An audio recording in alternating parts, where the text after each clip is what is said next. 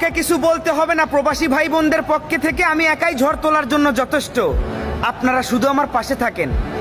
একজন প্রবাসী ভাই এই প্রবাস থেকে তার কষ্টের হালাল উপার্জনের টাকা দিয়ে জিনিসপাতি কিনে নিয়ে গেছে তার আম্মাকে খাওয়াবে বলে। সে তার জিনিসটা তার আম্মার কাছে পৌঁছাতেই পারে নাই, এয়ারপোর্টে আগেই দরবের বাবা খুলে খেয়ে ফেলেছে। ওই কুলাঙ্গারের বাচ্চাকে কি রেসপেক্ট দিয়ে কথা বলবো? সে কি রেসপেক্ট পাওয়ার যোগ্য?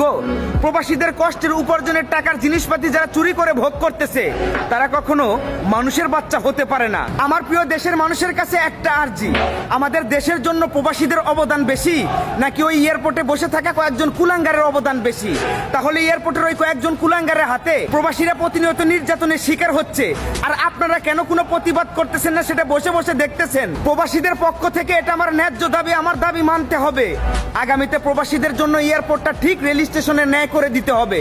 আমাদের ইচ্ছে মতো আমরা উঠবো, নামবো, যাবো, আসবো।